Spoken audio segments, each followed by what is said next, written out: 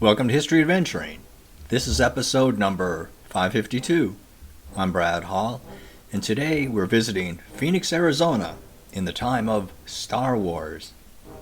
Let's time travel back to Phoenix in the time of Star Wars. No, I don't mean long ago in a galaxy far, far away. I mean at the Cine Capri Theater in 1977. I'm no fanatic of Star Wars, but I have a good friend who is just crazy mad for it. I asked him about it, and this is what he recalled. Lines around the building for every showing for months. Showed there exclusively for a year. It blew my mind. I came home 14 years old, got in our Doughboy pool that night and stared at the stars. It was definitely the most impactful film I have ever seen. The summer of 1977 is when I got to Phoenix, and I'd seen Star Wars back home in Minneapolis.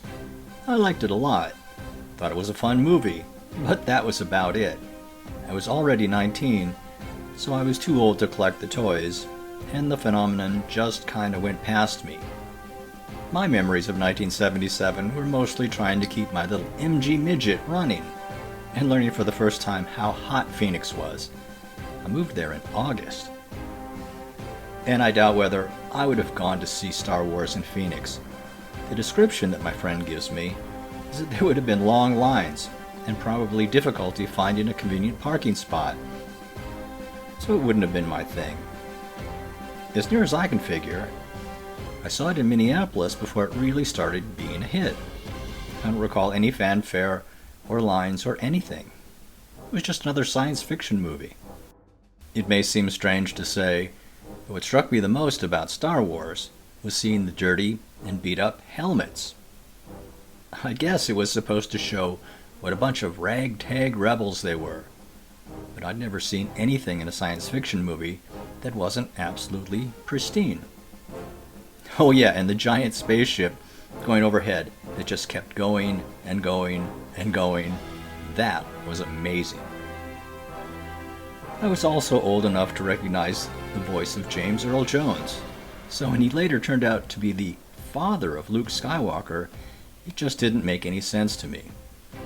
I suppose for most people he was just a rumbling voice, but he was an actor that I was familiar with.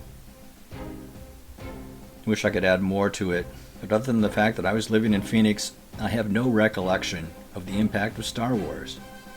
Possibly I was just too old. I have found that just a few years can make a big difference to what people remember in their childhood, and what has just gone right past them. But I've never met anyone who doesn't know what I mean when I mention Star Wars. And people in Phoenix who saw it at the Cine Capri remind me of people who were at Woodstock, an important time and place. This has been History Adventuring. I'll talk to you later.